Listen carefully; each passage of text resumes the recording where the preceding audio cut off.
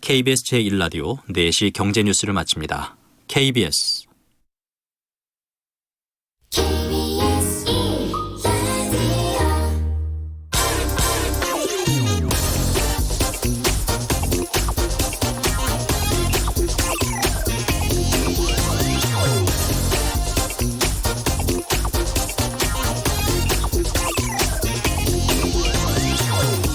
네, 우리나라 경제 보도에 상투적으로 많이 나오는 단어 중 하나가 근본적 대책이라는 이런 말이죠. 코로나19로 전 세계 자본주의가 흔들리고 있습니다. 미국, 유럽 등 선진국들도 나서서 막대한 돈을 풀고 있습니다. 사람들 통행도 사실상 금지시키고 식당, 술집, 각종 가게 사람들이 10명만 모이는 것도 하지 말라고 합니다. 이 정도면 거의 사회주의 또는 군사 독재 정부에서나 나오는 조치들인데 이것도 근본적 대책이 안 되는 것 같습니다. 왜 그럴까요? 이렇게 질문을 바꿔보죠.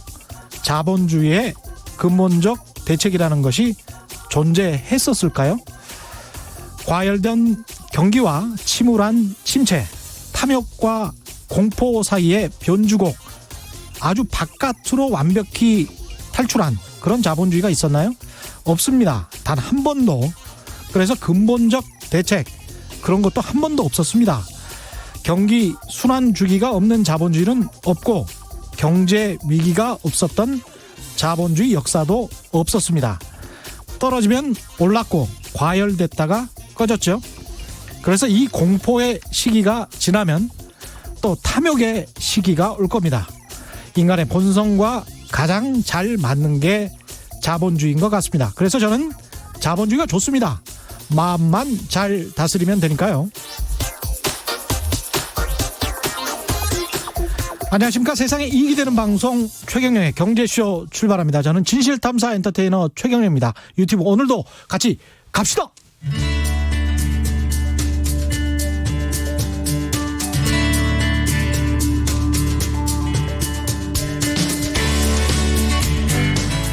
경제방송 아무거나 들으면 큰일 납니다. 듣고 또 들어도 탈이 나지 않는 최경영의 경제쇼. 네, 언제나 핫한 부동산 이슈를 보다 넓고 깊게 살펴보는 이광수의 부동산 이야기 시간입니다.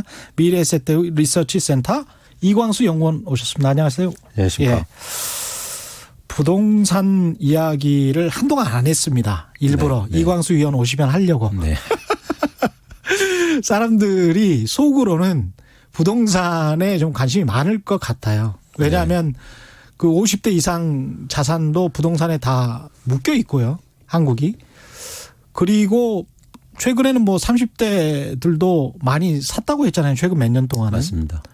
그래서 이게 코로나19 이후에 경제 위기가 온다면 부동산에 어떤 영향을 미칠까? 그러면서 촉각이 다 곤두세워져 있는 그런 상황이고 매매도 잘 안 되는 것 같고 그렇습니다. 어떻게 네. 일단 시장 상황부터 좀 살펴볼까요? 일단 말씀하신 것처럼 모든 분들이 부동산에 관심이 많으시죠. 네. 가장 큰 이유는 한국 가계의 자산 중에 부동산이 거의 70% 이상을 차지하고 있기 때문에 네. 관심을 안 가지실 수 없고요. 오늘 재미난 게 있었는데 모 포털에 오늘 가장 많이 본 콘텐츠 중에 제 동영상이 올라와 있더라고요. 진짜요? 네. 그러니까 뭐냐면 뜨셨네. 그 뜨다 안 뜨다를 떠나서 몇십만이나 봤어요? 그거 명수는 잘 못 봤습니다. 그래요? 그거 네. 보시지. 네. 네. 근데 재미난 게 5번째 중에 심지어 2개가 제 겁니다. 그래요? 네. 그러니까 뭐냐면 이제 무슨 이야기를 하셨길래? 그러니까 제가 계속 하는 게 네. 너무 무리하게 집 사지 마시고. 아니 그러면 최경영의 경제쇼가 떠야지 왜 이게 이제까지 계속 그 이야기를 해왔는데 예. 이광수 연구위원 여기 고정 출연이에요. 예. 참 이상하다 근데 포털. 이제 어쨌든 예. 관심을 가지셨기 뭐 그런 게 제가 좋다 나쁘다를 떠나서요. 예. 사실은 많은 분들이 이제 좀 부동산도 이제 좀 떨어질 수 있는 거 아니야? 예. 계속 오른다고만 생각했는데 심지어 오늘 또 뉴스가 하나 났는데요. 예. 2월에 서울하고 수도권의 아파트 거래량, 주택 거래량이 역대 최고 규모였습니다. 2월? 네. 예. 네, 이게 놀랄만한 건데요. 그러네요. 2월은 이미 여러분 코로나가 막 얘기하고 어. 있었고 세계 경제의 어떤 뭐 이렇게 위기도 얘기하고 있었고 그랬는데 예. 물론 작년 12월부터 거래된 게 늦게 신고된 것도 있죠. 근데 어쨌든 거래량이 굉장히 커졌고 이 이면에는 또 뭐가 있었냐면 언론에서 규제가 강화되면서 12.16 대책 이후로 풍선 효과 얘기를 막 했죠. 그랬죠. 그러면서 그런 어떤 두려움 때문에 또 막 시장에 가서 몰려가기 시작했다는 거예요. 특히 외곽이나 수도권에. 이런 현상들을 보면서 시장이 정말 뭐라 할까요? 안타깝다 그런 생각을 좀. 2월에 산 사람들은 상당히 고점에 잡았을 것 같은데 별로 떨어진 가격도 아니었을 거 아니에요? 그렇습니다. 그때는 근데 그런 시그널들이나 신호들이 있었는데도 예. 그냥 심리에 쫓겨서 그런 의사결정을 한다는 게 한국의 부동산 시장 예. 그리고 전 좀 언론이라든지 아닌 전문가들이 과연 제대로 된 역할을 하고 있는지 좀 의문인 거죠. 그런데 갑자기 지금 어떤 상황이냐면 예. 최 기자님 여쭤본 것처럼 지금 상황 어떠냐. 예. 제가 부동산에 전화를 해봤어요. 예. 어제 오늘. 그랬더니 중개업소 같은데? 그렇습니다. 예. 그래서 일단 파는 입장에서 그러니까 그분들한테는 사실 죄송한데 제가 뭐 실제 팔지는 않겠지만 어쨌든 그렇죠. 시장 차원에서 예. 여쭤봤더니 가격을 낮춰도 살 사람이 없다. 그렇게 이야기하죠. 예. 그래서 지금 불가능하다. 그리고 어딘지 잘 모르겠다라는 얘기를 합니다. 예. 그리고 실제로 지금 어떤 실거래 건들이 일어나고 있냐면요. 특히 강남을 중심으로 해서 뭐 3, 4억은 기본이고 5억 정도 이렇게 내려서 거래되는 아파트들이 생기고 있어요. 그러니까 잠실의 특정 네. 아파트 같은 경우에 네. 5억 내렸다라는 기사가 나왔죠. 그렇습니다. 예. 근데 뭐 중개소 사장님들은 뭐 특수거래야 이렇게 말씀하실지도 모르겠지만 국토교통부에서는 일반 거래라고 확인이 됐고요. 국토교통부에서는 그게 일반 거래래요? 그렇습니다. 그러니까 잠실에 뭐 보도가 다 나와서 제가 말씀드리는 겁니다. 네네. 1cm 아파트인데 그게 16억 얼마에 거래가 된 거죠? 맞습니다. 근데 그게 한 그 12월 가격 대비 한 5억 떨어졌다. 네네. 뭐 이렇게 이야기를 하는 건데 16억 정도면 그 동네에 그 아파트가 16억 정도면 16억 5천 정도였던 것 같은데 2017년 가격 비슷한 것 같아요. 그렇습니다. 예. 예. 그리고 제가 계속 말씀드리지만 시장이 급등할 때 예. 호가 대비해서는 예. 거의 뭐 8억 빠진 거죠. 그렇죠. 호가. 예. 호가 대비해서. 본인은 이만큼 팔고 싶다. 네. 예. 네. 그래서 지금 시장은 굉장히 출렁거리고 있는 상황이다. 근데 심지어 살 사람도 많지 않다. 없다. 네. 저도 주변에서 와이프 그 친구 네. 분들이 물어본다는 거예요. 지금 팔아야 되는 거 아니야? 뭐 이렇게 물어본다는 거예요. 그래서 아니 진즉에 팔라 그랬던 것 같은데 뭐 이렇게 근데 지금 안 팔리나 봐요, 진짜로. 그렇죠. 예. 왜냐하면 예. 뭐 대출 규제도 되지 않을 뿐더러 청취자분들이나 최 기자님이나 지금 사고 싶으세요? 아니 지금 집을 보러 가고 싶은 사람이 어디 있겠어요. 네. 그리고 집을 보여주고 싶지도 않을걸요. 코로나19 때문에. 그렇습니다. 그러니까 예. 어쨌든 내 집 마련이든 그거를 집을 투자로 사든 볼 때 예. 가장 중요한 거는 가격이 아니고 불확실성이잖아요.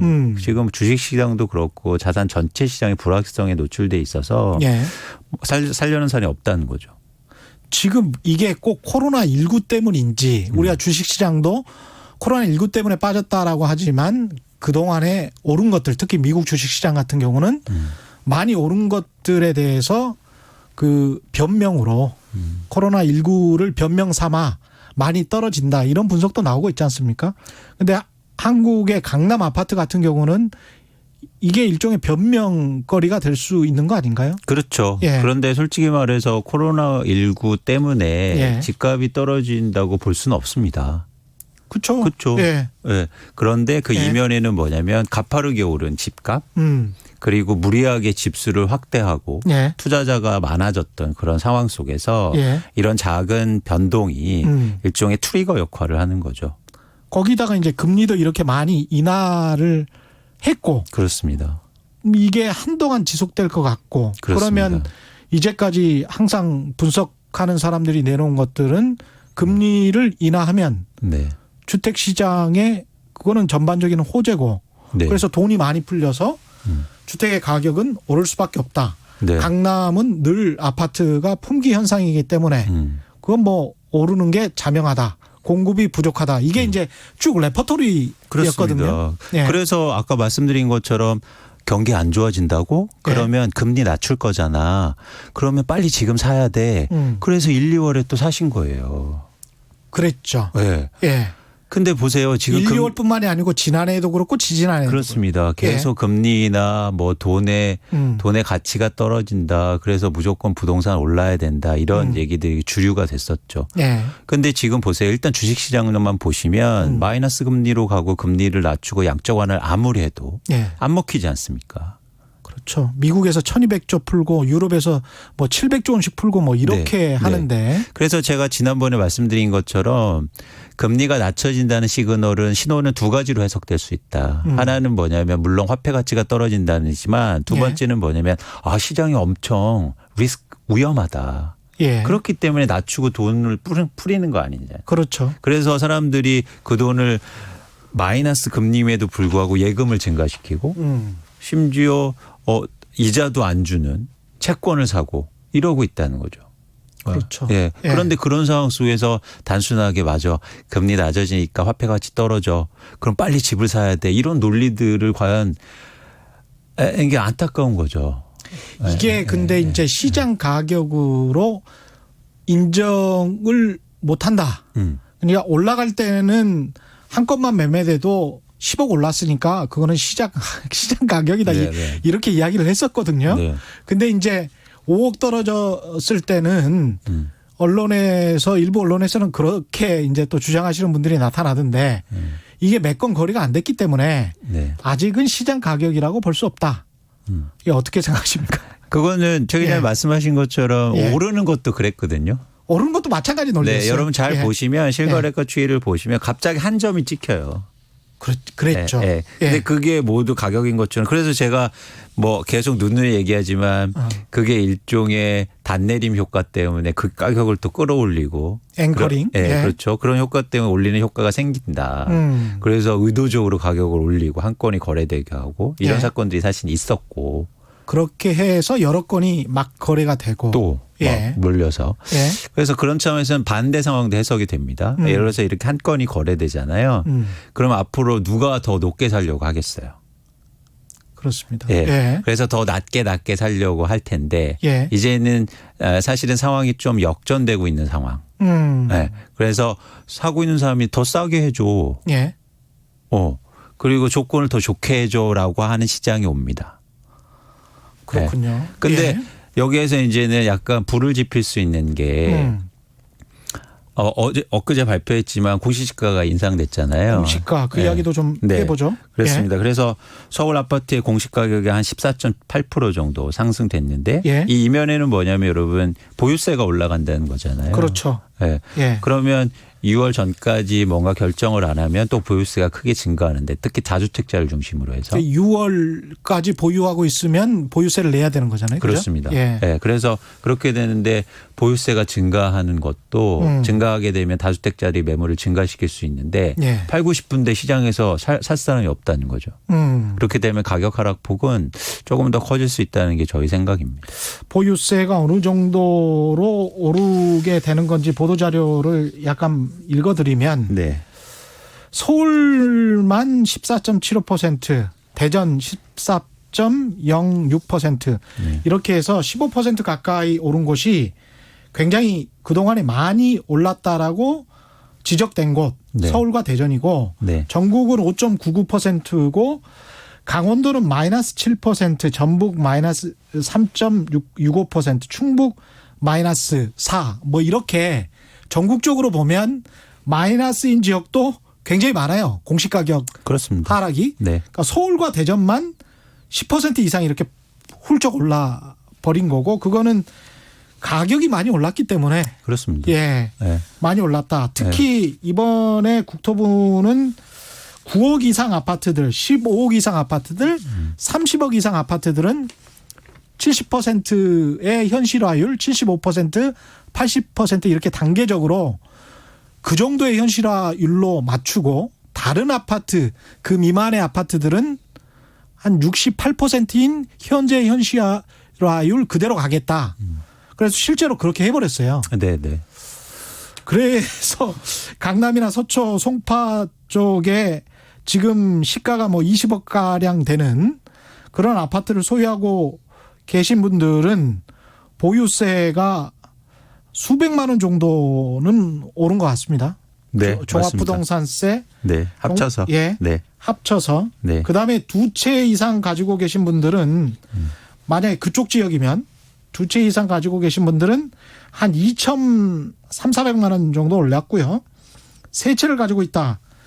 그러면 강남 서초 쪽에 세 채 가지고 있다. 그러면 5,278만 원에서 8,624만 원을 내야 되는 그런 상황으로 돼 있습니다. 좀 부담이 되겠는데요? 그렇죠. 일단 다주택자가 부담이 되실 거고요. 예. 특히 소득이 없는 다주택자들은 예.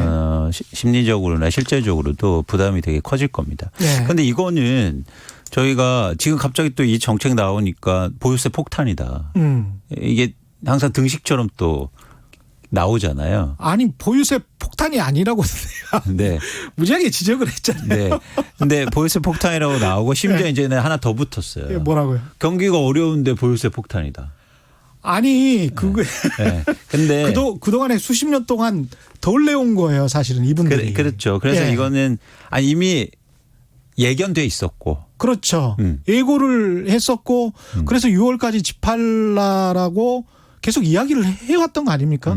예. 부담이 되면 부담이 되면. 조정이 되라, 예. 조정을 해라, 뭐 이런 예. 식으로 계속 얘기를 했었고, 그리고 이거 근저에는 조세 형평성 차원에서 예. 예를 들어서 자산을 많이 가지고 있는 분들한테 예. 사실은 부담을 시키겠다라는 기본 틀 안에서 이루어지는 거잖아요. 예. 그런 차원에서는 이거에 대해서 크게 당연한 것 네, 같고요. 네. 김주현님 같은 경우는 그냥 30년 살던 집인데 경기가 안 좋아서 가게도 어려운데 보유세를 이렇게 많이 올리는 것이 타당한가요? 서민층 생각하는 척 이렇게 말씀하셨는데요. 그게 이제 사람마다 다 다르거든요. 그래서 정말 1세대 1주택자라면 새 공제 사례를 제가 소개해드리겠습니다. 홍길동 씨 만 64세신데 정년 퇴직 후에 서울 소재 아파트 1개 15년간 보유하셨습니다. 올해 공동주택 공시가격 11억 원. 그러니까 보통 한 15억 원 정도는 정도. 될 네네. 겁니다. 시가는. 세 공제 전에는 46만 8천 원밖에 안 내시고요. 이렇게 오랫동안 보유하신 분은. 그다음에 오랫동안 보유하셨고 고령자이기 때문에 세 공제 후에는 14만 400원 냅니다. 70%가 공제가 됩니다. 맞습니다. 예. 예. 그래서 그러니까 감정적으로는 이게 세금이라는 게 특히 부동산 세금이 저항감이 되게 커요. 예. 그냥 피할 수도 없고 그리고 또 세금이라는 게 바로 내야 되니까. 그러니까 언론이 자꾸 그리고 속이는 것도 문제인 것 그렇습니다. 같아요. 종부세를 내는 사람은 여전히 전체 인구의 2%에 불과하고 네, 네. 그 사람들의 세부담이 올라갔다고 해서 전체 국민의 세부담이 폭탄처럼 가는 건 아니거든요. 맞습니다. 그리고 제가 모두에 말씀드렸다시피 많은 지역의 공시가가 떨어졌어요. 그거는 공시가가 떨어졌다는 거는 세금이 떨어진다는 의미거든요. 네네. 공시가가 왜 떨어졌겠습니까? 지역별 양극화 때문에 그쪽의 집 가격은 떨어졌기 때문에 그런 거거든요. 네네. 근데 모든 것을 서울 강남에만 맞춰서 폭탄이다라고 하면 그게 보편적인 언론인지 대중매체인지 그거는 참 의심스럽습니다. 그래서 혹시나 이런 분이 계실 수 있잖아요. 예. 나는 집은 없지만 집 많은 사람들이 세금 많이 내서 난 걱정된다. 예. 그러니까 약간 동정이 좀 인다. 예.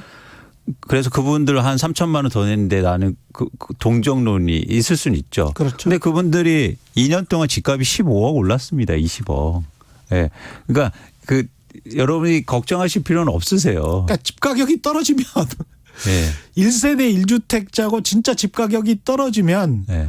공시가격도 떨어져요. 네. 그리고 역사상 공시가격이 떨어졌을 때가 사실 많잖아요. 글로벌 금융위기 때도 그렇습니다. 그랬지 않습니까? 그렇습니다. 그 이야기 해 주십시오. 글로벌 금융위기 때 한국 부동산 시장은 어땠는지. 여기서 이제 부동산 시장이 위기가 왔을 때 예. 독특한 특성을 좀 가지고 있습니다. 여러분이 꼭 아셔야 되는데요. 부동산은 거래가 빈번하지 않죠. 그렇습니다. 그리고 체감적으로 늦게 오기 때문에 바로 제가 어떤 결정을 내리지는 않아요. 위기가 온다고. 예. 그래서 예를 들어서 글로벌 금융위기가 이것처럼 오면 주가는 갑자기 폭락하고 하지만 집값은 굉장히 그대로예요. 예. 그 당시에는. 예. 그래서 마치 어떤 느낌이 드냐면 집이 안전하다고 생각합니다. 그래서 지금 되게 놀랄만한 사실이 유튜브 같은 데 보시면 주가 이렇게 빠지죠. 예. 부동산은 안 빠져요. 그러면서 부동산을 사야 된다는 사람들이 있어요. 근데 그거는 부동산이 안 빠져서가 아니라 부동산의 독특한 특성 때문이에요. 예. 갑자기 뭐 코로나19가 온다고 해서 집을 팔진 않잖아요. 예. 그런데 반면에 그래서 굉장히 일종의 레깅하면서 오랫동안 영향을 미칩니다. 무슨 얘기냐면 예를 들어서 2007년부터 2008년까지 한국의 실거래 가격 변동률이 4.7%밖에 하락 안 해요. 집값이. 주식은 뭐 다 반토막 나는데. 그러네요. 그러니까 그 당시에는 어떤 느낌이 드냐면 봐봐 집값은 안전자산이지. 이런 얘기를 한다는 거죠. 예. 그런데 그 이후로 무려 6년 동안 오르지 않습니다. 계속 빠지기만 해요. 맞습니다. 그랬습니다. 심지어 강남 그 안전자산이란 강남 집값도 거의 30% 이상씩 빠지거든요. 예. 서서히 예. 천천히 영향을 미치면서. 그래서 여러분이 꼭 아셔야 될 게 집값은 천천히 움직이는데 네. 사실 위기를 이런 경기 영향을 뭐랄까요. 계속 누적적으로 영향을 준다. 누적적으로 영향을 온다. 그런 측면에서 금융위기 때도 사실은 그 당시에는 안 빠지는 것처럼 보이지만 계속 위기가 있었다. 예. 대신 어떤 문제가 좀 있었냐면요. 그 당시를 보면 바로 영향을 미치는 부동산이 뭐냐면 분양하는 아파트입니다. 그렇겠는데. 네. 그러니까 왜냐하면 경기가 위축되면 새 아파트는 안 살 거 아니에요. 기존의 거래 아파트를 금방 팔진 않아도. 그렇죠. 그렇죠. 예. 그래서 갑자기 미분양 아파트가 급증을 해요. 아주 싸지 않으면 안 사겠죠. 근데 쌀 수가 네. 없었어요. 건설사들이 땅을 가격이 계속 오르니까 비싸게 땅을 사놨어요. 땅값이구나. 네. 그래서 비싸게 사놨는데 이거를 싸게 분양할 수 없었다는 거죠. 그래서 그냥 분양을 했는데 그걸 아무도 안 샀다는 거예요. 예. 내가 갖고 있는 집이 위기가 있다고 팔지는 않지만 당장 예. 새 집은 안 산다는 거죠. 그래서 미분양이 갑자기 6만 호, 7만 호 정도 돼. 2006년도에 7만 가구 정도 되는데 예. 2008년도에 갑자기 16만 6천 호로 급증합니다. 그렇죠. 그러면서 갑자기 건설사들 도산이 시작돼요. 제가 그때 애널리스트를 하고 그러니까 지금도 이제 애널리스트 그때도 이제 애널리스트였는데 건설사가 막 다 부도를 맞고 위기가 오죠. 그러네요. 네. 그래서 사실 그 당시에는 한국의 건설사들이 굉장히 어려웠고 미분양 아파트 때문에 공급이 증가하니까 시장에 영향이 미치는 영향이 굉장히 컸죠. 결국은 땅값이네요. 그렇습니다. 땅을 비싸게 샀죠. 제가 잡아서 계산을 해보니까 가령 강남의 아파트가 6천만 원에 분양이 된다면 건축비가 보통 한 5,600만 원이기 때문에 좀 높게 잡아서 600만 원이라고 치고 그러면 10분의 1이 건축비고 나머지 10분의 9가 90%가 땅값이라는 이야기예요. 그렇습니다. 그러니까 땅값이 5,400만 원 정도로 쳐줬다라는 얘기거든요. 근데 그 땅값 자체가 내려가면 네. 그렇게 높은 땅값을 주고 사서 그걸 건설하기로 했던 시공사 입장에서는 굉장히 불리해지네요. 그렇죠. 그런데 그렇게 울며 겨자 먹기로 제가 땅을 비싸게 샀으니까 그 예. 가격에 맞춰서 분양을 해야 되잖아요. 예. 근데 분양을 했는데 누가 그걸 샀냔 말이죠. 여러분 지금은 가격이 뭐 거의 2배 오른 반포에 있는 아파트들이 예. 그때 분양을 했거든요. 그렇죠. 다 미분양이었습니다. 그렇습니다. 예. 불과 예. 뭐 한 12년 전에. 그렇죠. 네, 2010년, 2008년. 네. 그죠? 네. 예. 근데 그게 지금 대장주라고 그렇죠. 이른바. 그렇죠. 예. 그래서 재미있는 게 뭐냐면 제가 그 당시에 딱 이제 그게 안 팔리고 이게 여러분 상상도 안 되지만 20% 할인을 해줬어요. 분양가에. 맞습니다. 예. 그래서 사실 이거 개인적인 얘기인데 제가 예.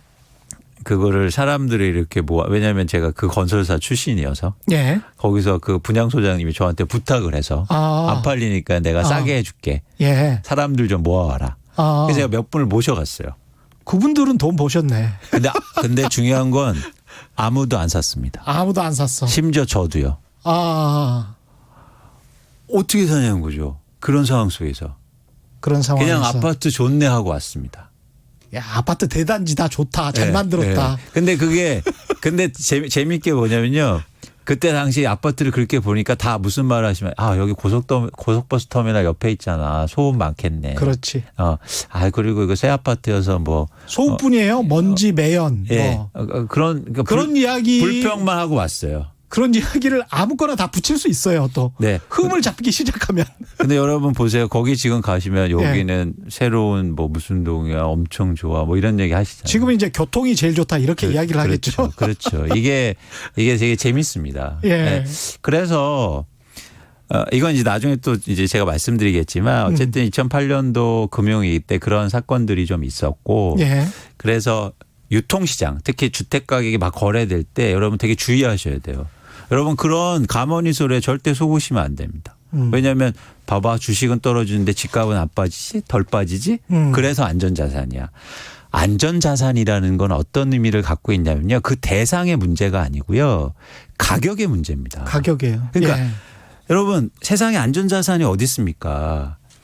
이 자체의 안전자산은 없어요. 이 가격을 형성하는 가격이 자본주의에서는 그렇죠. 어떤 가격이냐가 안전자산을 결정하는 거예요. 그렇죠. 그 가격이 낮을 때 안전자산이고 이 똑같은 대상이라도 가격이 높으면 그거는 안전자산이 아닙니다. 맞습니다. 그래서 항상 가격에 유의하셔야 돼요. 그런데 우리는 마치 대상만 바라보고 계시죠. 예. 예. 그래서 이거는 영원히 변하지 않은 안전자산이야. 여러분 주식 투자도 그렇게 하잖아요. 주식 투자도 사실은 이게 굉장히 중요한 이야기세요. 네. 예. 그래서 그래 이 회사는 절대 안 망해 안전자산이 하고 샀는데 사실은 제일 많이 빠질 수가 있어요. 가격이 많이 올랐기 때문에. 그렇습니다. 예. 예. 제가 놀랄 만한 게 지금 미국의 나스닥에서 뭐 페이스북이나 아마존이나 아니면 뭐 이런 테슬라 이런 주식들이 엄청 많이 빠지잖아요. 훨씬 더 시장 등락이 큽니다. 예. 그런데 이거 빠지기 바로 직전에 2월 20 정확히 3일자 이코노미스트 표지에 이 회사들의 딱 시그너처가 나오면서 예. 표지가 나왔어요. 뭐라고요? 이런 주식들이 러시하고 예. 마치 막 우주로 간다. 어디였습니까? 테슬라. 그게 대표적으로 빵이란 페이스북, 빵하고? 아마존, 예. 테슬라, 뭐 애플 이런 주식이죠. 야, 그런데 이카노미스트도 막판. 그런데 예. 그 이후로 보세요. 급락하기 시작합니다. 되게 재밌죠. 그래서 여러분 저는 사실 이코노미스트 표지를 되게 중요하게 생각하거든요. 예. 서브프라임 발이 오기 전에 예. 그게 있었어요. 그런 표지들이 굉장히 재밌습니다. 그리고 바닥을 또 칠 때도 그런 표지가 나와요. 참 영원히 끝이 없이 떨어질 것 같은 표지가. 끝이 없네요. 끝이 없어요. 그래서 재미난 예. 게 뭐냐면 어쨌든 제가 말씀드리고 싶은 거는 대상의 안전은 없다. 예. 그거의 가격이 결정한다는 겁니다. 맞습니다. 예. 예. 예. 예. 그래서 본인이 또 현금 본인의 어떤 수중에 있는 돈으로 적절하게 그 조그만 빚을 내서 살 수 있는 아주 그런 투자, 보수적인 투자 또는 1가구 1주택으로 집을 장만하는 뭐 이 정도까지는 권해드릴 만한데. 그렇죠. 그렇죠? 그렇죠. 근데 이 무리하게 막 다주택을 해서 그런 다음에 정부나 은행이나 다른 사람들한테 사회적으로 책임져라. 맞습니다. 이렇게 나오면 왜 그 책임을 우리가 사회적으로 떠안아야 됩니까? 은행이 떠안아야 되고 왜 다른 사람들이 그걸 그러면은 어떻게 좀 그 금융 지원해 줄게. 이거는 말이 안 되는 거 아니에요? 그렇죠. 그래서 예. 전 지금 이제는 글로벌하게 제기되고 있는 일종의 그 회사들의 문제가 났을 때 네. 정부나 중앙은행이 회사채를 매입해줘서 네. 유동성을 지원해줘야 된다. 물론 극단의 방법이긴 하죠. 그런데 이 이후에 과연 모랄 해결들을 어떻게 우리가 컨트롤할 수 있느냐는 예. 굉장히 중요한 문제라고 생각합니다. 일단 네네. 분양가 상한제가 또 연기가 돼서 7월 말까지 연기는 됐는데 네. 요거는 영향이 좀 있다고 보십니까? 사실 좀 불가피했던 게 예. 그러니까 뭐 잘 아시겠지만 재건축 조합들이 그 총회를 통해서 관리 처분 인가를 받고 그리고 총회를 해야 되거든요. 사람이 여러 사람 모여야 되니까. 그렇죠. 근데 코로나19 때문에. 지금 코로나19 때문에 못 모이니까 정부에서 불가피하게 그런 조합들의 어떤 그 현실적인 문제를 감안해서 예. 연기를 해준 거고요. 예. 예.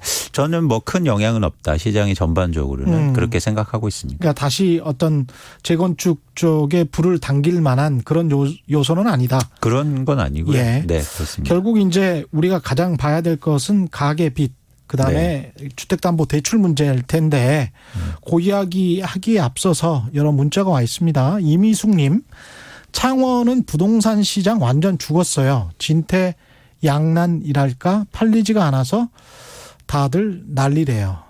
이런 말씀이시고요. 레이븐솔님은 까마귀를 좋아하시는가 보군요. 공시지가 15% 인상 정상화 과정일 뿐이다. 그리고 OECD 평균치도 못 간다. 예, 그건 맞는 말씀이시고요. 아까 뭐 대략 1가구 1주택 계산을 해보니까 지금 1% 강남 같은 경우는 1% 조금 넘었네요. 네, 네. 예. 그래서 2% 정도까지는 아직까지는 못 가는 것 같습니다. OECD 평균에.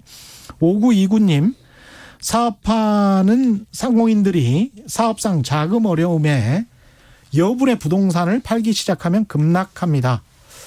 이것도 서영수 애널리스트가 좀 이야기를 했었던 것 같은데 상가나 건물 쪽에 무리하게 이제 같이 투자를 했다거나 아니면은 본인이 사업을 그쪽에서 하고 있어요. 근데 자영업이나 중소상공인들이 어려워 또는 건물주들이 어려워요. 근데 그건 정말 잘 안 팔리잖아요. 상가 쪽은. 그래서 어쩔 수 없이 이제 그나마 현금처럼 잘 팔리는 서울의 아파트를 팔기 시작하면 그게 어떤 연쇄 반응을 일으킬 가능성이 있다. 이게 서영수 애널리스트의 주장이었는데 어떻게 보십니까? 그런 논의들이 많고 있고 그리고 걱정들이 많은데요. 예. 제가 볼 때는 크진 않다. 네, 크진 않다고 생각하고 있고 그리고 사실 상가주택 그러니까 상가 건물에 대출을 받고 이러시는 분들이 상대적으로 뭐라고 할까요? 그 대출이 크게 일으키거나 전통적으로 최근에 갑자기 매수가 증가해서 막 그 부채가 증가한 거는 없어 보이거든요. 예. 이유가 있습니다. 왜냐하면 상가들이 그동안 별로 좋지 못했어요. 여러 가지 이유로. 그래서 상가 거래가 막 활발하게 개인들이 특히 예. 일어나거나 상가에서 무리하게 대출을 일으켜서 매입한 경우가 많지는 않거든요. 네. 그래서 그게 이제 부동산 시하고 연계가 돼서 예. 상가가 안 된다고 해서 이거를 부동산을 팔고 여기에서 뭔가 대출을 갖고 이런 현상들은 제한적이라고 보고 있습니다. 소수다. 네. 빚 문제, 대출 문제 관련해서 주택담보대출은 어떤 상황입니까 지금? 일단 저금리하고 저금리가 그동안 지속되면서 주택담보대출이 크게 증가했고요. 예. 금요로는 주택담보대출이 현재 한 640조 원 정도 있는데 예. 2013년 기준에서 한 60% 정도 증가한 상황입니다. 근데 재미난 게 뭐냐면 한국은 가격이 급등하고 주택 대출이 그러니까 확대될 때 예. 정부가 강력하게 규제하기 시작했어요. 그랬죠. 네. 예. LTV라든가 DTI를 이용해서. 예. 그래서 현재 자산 가격 대비해서 사실은 주택담보대출은 저는 상대적으로 안정하다고 보고 있습니다. 그러니까 일부 다주택자나 이런 분들이 시장에 매물을 내놔서 가격이 하락할 수는 있겠지만 예. 이게 전형적으로 디폴트를 일으켜서 크게 어떤 신용 문제를 일으키기는 제한적이라고 보고 있고요. 예. 이거는 국가별로 비교해 보도 좀 의미가 있습니다. 예. 예를 들어서 전 세계에서 주택 모기지 최근 뭐 전 세계적으로 급증했는데 예. 그 비율을 보면 포르투갈 같은 데는 전 세계에서 1등인 국가인데 예. 260% 정도 가계 자산의 260%가 빚입니다. 가계 자산에 네. 총 자산을 말하는 모기지. 거죠? 네. 예. 네. 엄청난 거죠. 예. 스페인은 220%, 프랑스는 200%, 아일랜드 200%, 이런 데들이 뭐 영국, 이태리, 미국 같은 거에 140% 정도 되는데요. 예. 어쨌든 저금리가 되면서 다른 대부분의 나라들이 가계의 모기지도 증가했는데 예. 한국은 강력하게 규제가 이루어지면서 저는 한 70%에서 80% 내외를 보고 있거든요. 그러면 내가 10억짜리 아파트와 1억의 뭐 예금을 가지고 있다. 네. 그러면 11억 원이 총 자산이란 말이죠. 네. 거기에서 70%에서 80% 정도가 가계 주택담보대출이다. 네네. 그런 말씀이죠. 네, 그러니까 맞습니다. 7, 8억 정도가. 맞습니다. 네. 그런데 근데 재미난 포르투갈은 10억짜리 자산을 가지고 있는데 26억이 저 주택담보대출이란 말이에요. 맞습니다. 왜냐하면 어휴. 그 나라들이 굉장히 과거에 어려웠잖아요. 특히 예. 2000년 그러니까 유로존 위기가 왔을 때 예. 그러면서 금리를 낮추면서 강제로 막 대출이 일으키고 부양한 거죠. 아. 그래서 이런 나라들이 사실 위기가 좀 올 수가 있는데 예.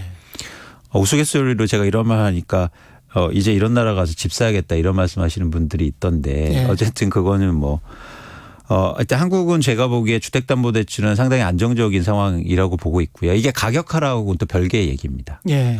그래서 왜 또 이런 다른 측면이 좀 있냐면 한국은 집값이 떨어진다고 해서 대출 갚으라고 하진 않아요. 일종의 마진콜이라고 하는데.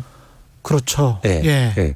그러니까 여러분 10억짜리 집인데 제가 그러니까 LTV가 50%여서 5억을 대출 받았습니다. 예. 근데 집값이 5억 밑으로 떨어지면 그 은행에서 돈 갚어 그렇죠. 이렇게 할 거잖아요. 예. 왜냐하면 자기의 담보 가치가 떨어졌으니까 한 예. 뭐 6억 밑으로 떨어지기 시작하면 엄정하게 집행을 하면 그렇게 하죠. 그렇죠. 근데 예. 저희는 기본적으로 이자만 내면 유예해 주거든요. 예. 네. 근데 특히 미국 같은 나라는 마진콜이 들어갑니다. 그렇군요. 네, 예. 바로 차압이 붙죠. 음. 그래서 그게 더 내려가기 전에 그래서 서브프라임이 나온 거예요. 예. 네. 네. 그렇기 때문에 그런 차원에서는 한국이 대출 규모도 좀 안정적이고 제가 볼 때는 그런 어떤 시스템적으로도 좀 다를 수 있다. 약간 다르네요. 네, 그렇습니다. 예. 그러니까 사실은 엄격하게 자산 재평가를 실시를 하는 은행들이 있는 나라고 근데 우리는 이게 잘 관리를 해 나가지 않으면 이자만 계속 내고 있다가 자산 가격이 언제 오르겠지 하다가 원금은 못 갚고 그렇게 하다가 이제 자산 가격이 떨어지기 시작하면 인구 구조나 뭐 이런 것들 때문에 나중에라도 좀 문제가 생길 거는 같습니다. 네, 그러면 만약 뭐 최 기자님 말씀하시고 그렇게 되면 이제 일본처럼 되는 거죠. 되는 거죠. 네, 왜냐하면 소비가 예. 급격하게 줄 거고, 그리고 자산 버블이 꺼지고 뭐 장기적으로 부동산 시장이 안 좋은 상황으로 갈 수 있는 거죠. 예. 네. 지금 상황에서는 자 무주택자 같은 경우는 어떻게 해야 되나요? 이런 위기 때 가장 중요하게 보실 거는 예. 여러분 제가 강조하지만 가격이 아니고 변동성이거든요. 예. 그러니까 가격의 변화가 많거나 거래량이 갑자기 급등하거나 급감할 때 항상 주의해서 보셔야 돼요. 그런데 내 집 마련을 이제 계획을 하고 계신다면 그분들한테 제가 조언해 드리고 싶은 거는 이런 기간을 짜서 안정적인 구간이 나옵니다.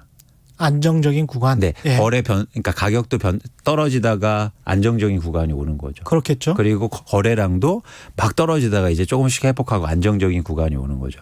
그때는 여러분 차입이라든지 이런 것들을 적절히 고려하셔서 내 집 마련에 나서셔야 돼요. 아, 나서야 된다. 그럼요. 무주택자 같은 경우는. 그럼요. 예. 왜냐하면 제가 계속 강조하듯이 왓이 아니라 when이 중요합니다. 예. 사실은 전 좀 기대하는 게 떨어졌으니까. 네, 떨어졌으니까 네. 사도 된다 이런 말씀이군요. 그렇죠. 근데 예. 재미난 건 아까 말씀드렸죠. 제가 2008년도에 그렇게 집 보러 다니고 그랬을 때처럼 집값에 빠지고 위기가 오면 또 안 사요. 아, 그렇죠. 네. 사람 심리가. 네, 그렇습니다. 예. 오를 때는 사고 막 그때는 비싸게 보여. 근데 오를 때는 또 싸게 보이네. 그렇습니다. 참. 네. 그래서 되게 힘드신데 제가 볼 때 그래서 저는 이건 공부할 때도 되게 중요하다고 생각하는데요. 예. 메타인지가 중요합니다. 정말 그 자기 마음과의 싸움인 것 같아요. 네. 이게 투자. 여러분을 정확히 네. 분석하셔야 돼요. 예. 내가 이 가격을 감내할 수 있고 그러니까 시장의 변동을 물론 보시는 것도 중요한데 그걸 통해서 나를 우선 분석하고 그렇죠. 그리고 변동성을 읽으시는 거죠. 예. 그래서 내가 감내할 만한 수준 그 수준이 오면 예. 너무 이런 거 막 고민하지 마시고 그러면 내 집 마련에 나서시는 것도 전 괜찮다라는 생각 가지고 있습니다. 분양을 받을 사람들은 어떻게 해야 됩니까? 기존 주택 매매는 뭐 떨어지면 그리고 안정되면 사라. 떨어져서 안정되면 사라. 분양 같은 경우는 어떨까요? 분양가가? 분양은 기본적으로 지금 정부가 분양가 상한제를 통해서 예. 거래 가격보다 훨씬 낮은 가격에서 분양하잖아요. 그러면 무주택자 같은 경우에는 청약을 뭐 계속 이렇게 그동안 하신 것처럼 하셔야 되는데 청약 가점이 워낙 높기 때문에 지금 그래서 그런 청약을 통해서 내 집 마련하기 쉽지 않으시니까. 예. 그래서 청약은 하시는데 그걸 또 마냥 기다리시면서. 가점이 그렇군요. 네. 그러니까 자식이 몇 명 있어야 그렇죠. 되고 뭐 70점 오랫동안 되고 뭐. 오랫동안 청약에 가입해 있어야 되고 그 연수가 또 중요하고 그런 거죠. 네. 예, 그래서 또 맞습니다. 무작정 또 청약만 기다리시면서 내 집 마련을 또 미루시거나 이럴 필요는 없지 않을까 생각합니다. 예. 네. 박준영님은 몇 달 전부터 주택 경매가가 2배로 늘었어요. 주택 경매가. 건수를 예, 말씀하시는 건수. 거. 네, 네. 그거 맞습니까? 2배 정도는 아니고요. 예. 계속 추사적으로 증가하는 것으로 제가 알고 있습니다. 그러면 아마 그분이 집을- 뭐 정확할 수도 있는데. 예. 네. 집을 좀 많이 내놓고 있는 힘들어서. 그렇죠. 네. 2930님 마곡 구단지 분양가 비싸다고 전 서울시장이 비난하던데 어떻게 생각하시나요? 너무 직접적인가? 네, 네. 너무 지역적이라. 그래요? 네, 네. 좀 대화 맞다님 이 무슨 말입니까? 부산은 재개발 지역 아파트 분양권 프리미엄이 엄청 붙었는데 이것도 비정상 아닌가요? 이런 말씀하셨습니다. 그러니까 말씀드린 것처럼 예. 가격이 갑자기 오르거나 뭐 떨어지는 건 항상 비성장적인 구간이니까 예. 부산에 특히 약간 요즘 그런 분위기가 좀 있다고 합니다. 예. 그런데 좀 좀 불안하게 그리고 보셔야죠. 완득이님 네. 2008년 이사하고 빠진 집값 2억 넘게 빠져서 아직도 2억이 회복이 안 되었는데 또 하락이라니. 역시 입지가 중요하군요. 그래서 2008년도에 빠져서 아직도 회복이 안 되었다. 그래서 여러분 예. 제가 이런 말씀하면 뭐 욕하실 분도 계시겠지만 예. 사실은 부동산을 만약에 투자나 이렇게 그런 목적으로 사신다 보실 때는 예. 땅이 가장 중요합니다. 땅이 그렇죠. 위치죠. 예, 위치. 위치가. 예. 예. 그래서 요즘에는 갑자기 어떤 거냐면 입지도 상관없다. 새 집이면 오케이. 그런 또 분위기예요. 예. 근데 그건 아주 일시적인 거고 본질은 땅이거든요. 제가 계속 누누이 강조하지만 그래서 부동산은 사실은 입지라든가 땅, 입지라는 게 땅이거든요. 땅은 사실 어떻게 옮길 수도 없잖아요. 그렇죠. 그리고 예. 또 하나 재미난 건 땅은 공급이 제한돼 있잖아요. 게다가 예. 예. 그러니까 아파트는 공급을 많이 할 수 있고 뭐 이럴 수는 있죠. 위에다 올리면 되니까. 근데 땅은 어떻게 합니까? 불가능하죠. 예, 불가능합니다. 네. 예. 그런 차원에서는 항상 땅에 대한 관심은 가지실 필요가 있어요. 네. 이 빚 문제, 글로벌 부채 문제까지 좀 이야기를 해볼까요? 서브프라임 때도 주택담보대출이 문제였잖아요. 네. 그때랑 지금이랑 비교하면 어떻습니까? 제가 생각하기에 모든 위기는요. 예. 새롭기 때문에 나타나는 현상입니다. 그러니까 서브프라임 때는 주택담보대출이 문제여서 크게 사실 금융위기가 왔는데 예. 지금 아까 일부 지역 일부 나라들은 문제가 있지만 글로벌하게 주택담보대출은 상당히 안정적인 상황이에요. 예. 특히 미국 같은 경우에는 한번 그런 트라우마가 있기 때문에 이런 MBS 같은 주택담보대출을 정부기관이 다 보유하고 있고 예. 디폴트 리스크가 크지 않죠. 그래서 위기 때를 잘 위기의 그런 상황을 보시면 과거에 일어나는 일이 똑같이 반복되지는 않습니다. 예. 지금의 부채의 문제는 기업 부채죠. 그래서 부채를 일으키는 주체는 세 명이거든요. 예. 정부, 예. 가계, 기업이죠. 그렇죠. 근데 항상 이렇게 사이클을 만드는 게 부채 때문이잖아요. 근데 정부는 사실은 디폴트가 그렇게 많이 나진 않습니다. 그렇죠. 거의 없다고 보시면 되고요. 예. 근데 이제 가계나 기업이 계속 그렇죠. 예. 근데 지금은 기업 부채가 문제인 거죠. 특히 그러니까 금리 인하되고 양적 완화하면서 신용등급이 낮은 회사들의 기업 부채가 급증했어요. 그래서 10년 전과 대비해서 투기 등급, 그러니까 바로 위에 등급이 그러니까 트리플 B인데 예. 그 등급이 거의 48조 정도에서 10년 전 75조로 급증합니다. 근데 이게 한 등급만 밑으로 내려오면 정크거든요. 정크죠. 예. 그런 회사들한테 돈을 엄청나게 꿔준 거예요. 사실은 유동성이 증가하는데 75조 달러. 네, 75조 달러입니다. 근데 재미난 게 유동성이 증가하는데 내가 기업이 좋은데 빚을 빌릴 필요가 없잖아요. 그렇죠. 그런 약간 신용등급이 그런 회사들이 돈을 많이 빌리기 시작했죠. 근데 이게 선순환 구조로 가려면 그런 회사들이 돈을 꿔서 예. 영업을 잘해서 빚을 갚아 나가면 경제가 선장하고 선순환 구조로 가야 되는 거였습니다. 쉽게 말하면. 예. 그런데 여기서 큰 걸림돌이 하나 생긴 거예요. 돈을 벌려고 딱 했는데 갑자기 코로나19가 생긴 거죠. 그렇죠. 그래서 이자도 못 낼 것 같고 빚을 못 낼 것 같은 거예요. 그럼 갑자기 이런 기업들이 정크로 가는 거죠. 예. 그래서 지금의 빚의 문제는 기업 부채가 가장 중요한 문제입니다. 우리나라 건설사들은 괜찮습니까?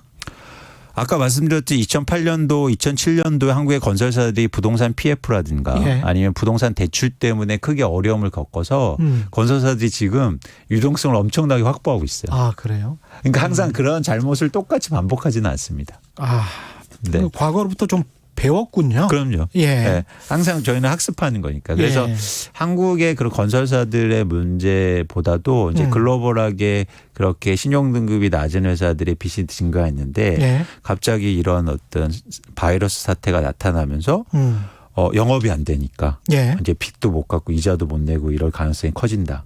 그런 이제 업체들이 나오기 시작하는 거죠. 예를 들어서 대표적으로 지금 위기가 나오는 회사들이 항공업체들 그리고 여행 맞습니다. 그리고 예. 유가가 떨어지니까 그런 쉐일이라든지 쉐일 컴퍼니들. 예. 원유 회사들 그렇죠. 빚을 많이 냈는데 예. 그런 회사들이 전체 글로벌하게 non-financial corporate 본드 중에서 예. 제가 따져봤더니 한 10% 정도가 예. 그런 회사들이 있거든요. 논 파이낸셜 커퍼레이트 본드는 비금융기관 채권 네. 말합니다. 네. 예.